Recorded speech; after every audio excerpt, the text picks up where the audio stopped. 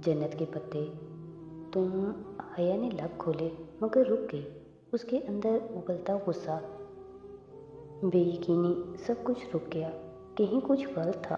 तुमने आयशे, हम अब्दुर्रहमान की बात कर रहे हैं जिसे मैंने कैलिस में खो दिया। बेबसी से उसने कहना चाहा। बहारे कभी आयशे को देखती, कभी स्क्रीन को। अब्दुर्रहमान कैलिस में क्या कर रहा था? तुम जानती हो वो क्या कर रहा था? तुमने सिक्योरिटी को बताया उसके क्रॉसिंग का। हया, वो कैलिस में नहीं था। उसे अंकारा से जर्मनी जाना था। वो कैलिस क्यों गया? तुम जानती हो वो कैलिस में था आयशे। बहारे ने बताया था। मुझे मालूम है। जज्बात की शिद्दत से उसकी आवाज़ बुलंद हो गई थी। बहारे गुल, तुम जानती थी? आयशे बेयकीनी से अपनी बहन को देख रही थी। वो बेसाख्ता सहम कर पीछे हुई। मैंने कुछ नहीं किया। सब मुझे ऐसे क्यों देखते हैं? उसकी आंखें डुबडुबा गईं। वो मंगल की रात वाटर क्रॉस करने जा रहा था। क्या ये तुम्हें बहारे ने नहीं बताया? वो वाटर क्रॉस करने जा रहा था?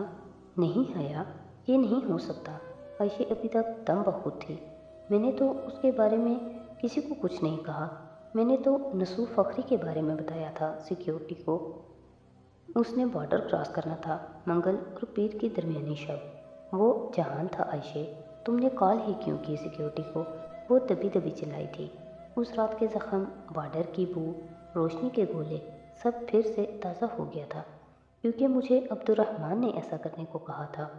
वो बेबसी से बोली थी। बहारे ने तायीद में सर हिलाया। मेरी बहन सच कह रही है। मैंने उनकी बातें सुनी थी चर्च में, और हया को लगा वो अगला सांस नहीं ले सकेगी। आयशे, तुम्हारा फ़ोन बज रहा है। अन्य के पुकारने पे वो चौंकी।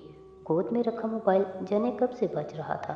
बहारे, नंबर पे लिखा नाम बहुत मोहब्बत से लेकर उसने अन्य को बताया था और सब्ज बटन दबाकर फ़ोन कान से लगाया। अस्सलाम वालेकुम, उसने मुस्कुराकर सलाम किया। वालेकुम सलाम, कैसी हो? ईरान से हज़ारों किलोमीटर दूर वो अहलारा वादी के चर्च में खड़ा बहारे के फ़ोन को कान से लगाए कह रहा था। साथ ही उसने पलट कर देखा।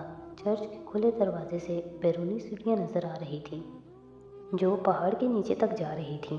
हया अभी नमाज पढ़कर नहीं आई थी और बहारे के पर्स से फ़ोन निकालकर उसने उसे तस्वीरें खींचने के लिए चर्च में भेज दिया था।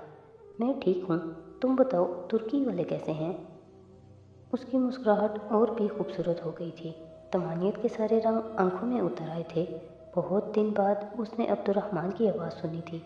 आयशे, याद है मैंने तुमसे कहा था कि तुम मुझे एक फेवर दोगी? वो चर्च की चौखट पे खड़ा सीढ़ियों को ही देख रहा था। हया के आने से पहले पहले उसे बात ख़त्म करनी थी। हाँ, बताओ क्या हुआ? तुम तुर्की के सबसे बड़े बॉर्डर के बारे में क्या जानती हो? कौन सा बॉर्डर? तुर्की और शाम का।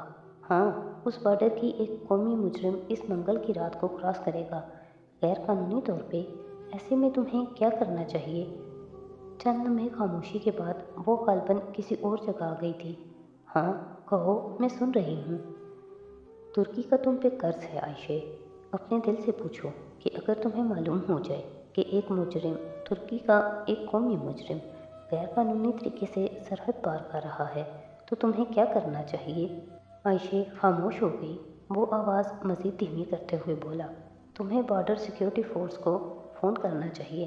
तुम्हें उन्हें बताना चाहिए सब कुछ, ताकि वो उसे गिरफ़्तार कर सकें। मगर नहीं, आयशे कुल ये कैसे कर सकती है? आयशे कुल तो कुछ भी नहीं कर सकती। ज़रा ऊंचा बोलो, इतना आहिस्ता मुझे समझ नहीं आ रहा। क्या कोई आस पास है? वो नाराज़ होकर खफकी से बोली, जैसे आखिरी फिक्र को नज़रअंदाज करना चाह रही थी। मैं नहीं चाहता कि कोई सुने। तुम ये सब लिख लो, कमांडर का नंबर भी। फिर वो उसे तमाम ज़रूरी बातें बताता गया और वो लिखती गई। उन्हें तुम्हारी कॉल ट्रेस करते हुए 90 सेकंड लगेंगे। तुमने 80वें सेकंड में कॉल काटनी है। तुम ये करोगी ना? तुमने मुझसे वादा किया था। और तभी उसको अपने पीछे किसी आहट का एहसास हुआ। वो तेज़ी से पलटा। अंदर चर्च की सीढ़ियों पे हरकत सी हुई थी। कोई आ गया है, बाद में कॉल करूँगा। उसका मरहबा सुनने से कबल ही वो सबक रफ्तारी से आगे आया और सीढ़ियों की ओट में छुपी बहारे कुल को कान से पकड़ कर बाहर निकाला। मैं अभी आई थी, واللہ میں نے کچھ نہیں سنا۔ چھوٹی بلی بوکھلا گئی تھی، مگر وہ لب بھینچے برمی سے اسے چرچ سے باہر لایا تھا۔ تو تم میری باتیں سن رہی تھی؟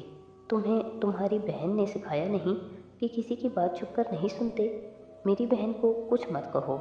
جو تم نے سنا ہے، اگر وہ تم نے حیا کو بتایا تو مجھ سے برا کوئی نہیں ہوگا، وہ دبے دبے غصے سے کہہ رہا تھا۔ اور اگر تم نے اپنی بہن کو بتایا کہ میں نے یہ بات حیا کو بتانے سے منع کیا ہے تو میں واقعی بہت برا پیش آؤں گا۔ سیڑھیوں پہ ٹک ٹک کی آواز گونجنے لگی۔ وہ اوپر آ رہی تھی۔ جہان نے بہارے کو موبائل واپس کیا، جسے اس نے جلدی سے اپنے پرس میں ڈال دیا۔ اگر تم نے میری بات نہ مانی بہارے، میں نے کچھ نہیں سنا۔ وہ روحان سی ہو گئی۔ تب تک حیا اوپر پہنچ چکی تھی۔ اس نے یہ سب کہا؟ وہ بے یقینی سے اسکرین پہ نظر آتی عائشہ اور بہارے کو دیکھ رہی تھی۔ ہاں، میری بہن سچ کہہ رہی ہے، میں نے خود سنا تھا۔ تم نے یہ سب سنا تھا؟ اور وہ سمجھتی رہی کہ اس نے اس کی اور جہان کی باتیں سنی تھی، مگر وہ تو اردو میں بات کر رہے تھے۔ وہ سن بھی لیتی تو اسے کیا سمجھ میں آتا؟ اس نے اس کی باتیں سنی ہی نہیں تھی۔ وہ ایک دفعہ پھر ایک طرف کی کہانی سے نتیجہ اخذ کر چکی تھی۔ اس نے اپنی مخبری خود کروائی، اس نے اپنے آپ کو خود گرفتار کروایا، مگر کیوں؟ اس سارے قصے کا کچھ سینس نہیں بنتا تھا۔ وہ حیران تھی، پریشان تھی۔ تمہیں کیسے پتا کہ وہ گرفتار ہو گیا؟ عائشہ نے بے یقینی سے پوچھا۔ میں نے خود دیکھا تھا۔ وہ حیا کے الفاظ لبوں پہ ٹوٹ گئے۔ اس نے کیا دیکھا تھا؟ حلیے، دھواں، روشنی کے گولے، ایک طرف کی کہانی۔ مجھے نہیں پتا میں نے کیا دیکھا تھا، مجھے نہیں پتا۔ وہ بے بسی سے نفی میں سر ہلانے لگی۔ پھر ایک دم جھماکے سے اسے یاد آیا، جہان کے جوتوں کا رخ۔ جب وہ اٹھا تھا تو اس کے جوتوں کا رخ بائیں جانب تھا، حالانکہ وہ سرحد کی جانب منہ کیے کھڑا تھا۔ کیا وہ سرحد کی طرف نہیں جا رہا تھا؟ وہ بائیں جانب جا رہا تھا، مگر بائیں جانب کیا تھا؟ پلیز، تمہیں جب بھی کچھ پتہ چلے مجھے ضرور بتانا۔ اگر اسے میری وجہ سے کچھ ہوا تو میں ساری زندگی خود کو معاف نہیں کر سکوں گی۔ عائشہ بہت فکر مند اور بے چین ہو گئی تھی۔ حیا نے دھیرے سے اثبات میں سر ہلایا۔ عائشہ کو تسلی دینے کے لیے ایک لفظ بھی اس کے پاس نہ تھا۔ سرحد کی وہ رات اور ہیراکلیٹس کی دائمی آگ، اسے اٹھتے دھوئیں کے مرغولے، سب کچھ ایک دم سے تازہ ہو گیا تھا۔ اس نے دیوار پہ لگے کیلنڈر کی تاریخوں کو ایک دفعہ پھر دیکھا۔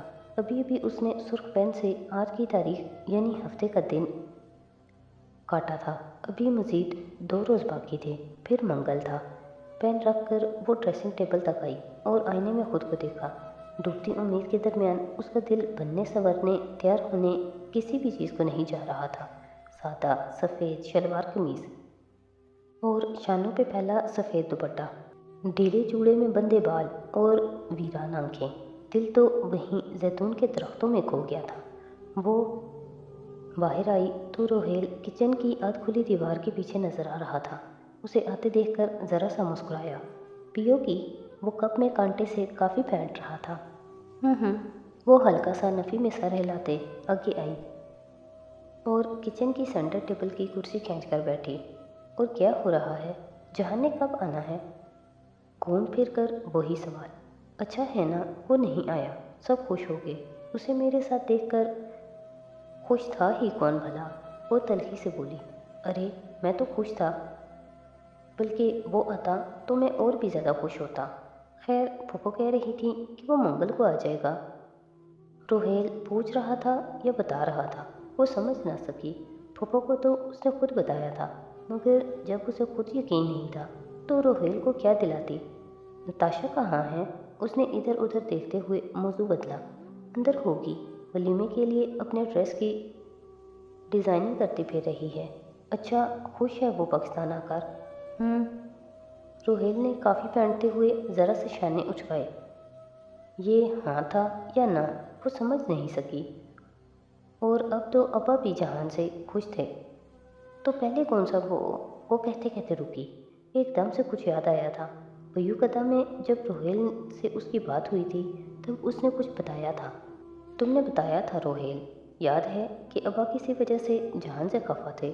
چھوڑو حیا، رہنے دو، وہ تو بس ایسے ہی۔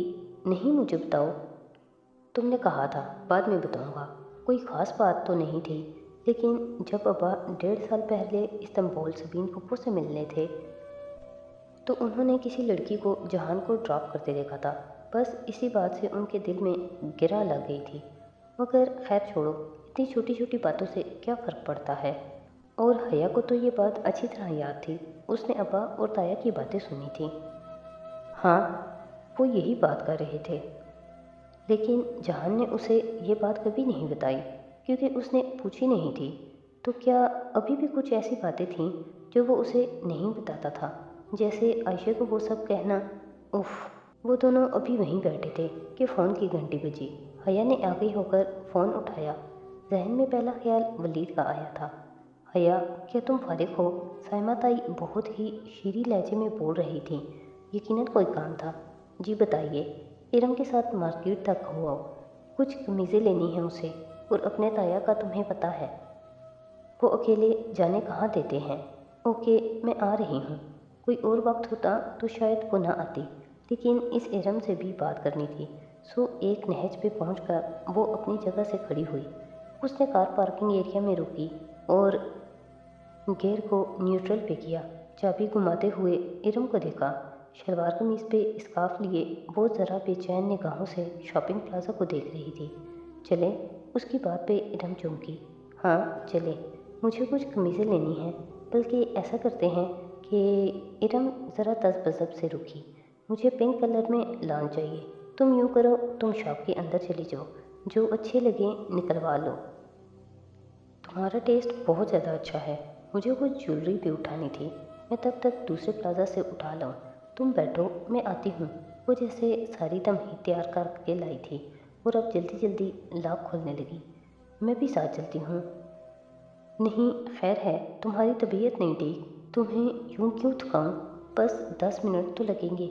इरम, अगर तुम्हें यूं अकेले जाना है तो पहले अपने अब्बा से पूछ लो। उसने कहने के साथ ही अपने मोबाइल पे ताया का नंबर मिलाया और कॉल के बटन पे हाथ रखे मगर दबाए बगैर स्क्रीन इरम को दिखाई। दरवाजे को खोलता इरम का हाथ ठहरा। आंखों में उलझन और फिर गुस्सा दर आया। तुम्हें क्या लगता है मैं किसी लड़के से मिलने जा रही हूँ? नहीं, मुझे लगता है कि तुम वलीद से मिलने जा रही हो। उसने बगौर इरम को देखते हुए रसान से कहा। एक लम्हे के लिए इरम के चेहरे का रंग बदला। उसने थूक निकला।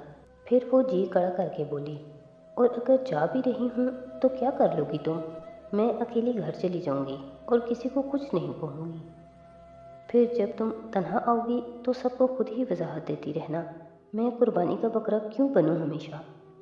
मैं किसी से नहीं डरती है या वो तो मुझे मालूम है। तुमने जो मेरी वीडियो देने की हरकत की है, इसे पता चल गया था कि तुम्हें अल्लाह का खौफ भी नहीं है। कौन सी वीडियो? इरम ने आबरू उठाई। चेहरे का बदलता रंग गवाही दे रहा था कि ये हरकत उसी ने की थी।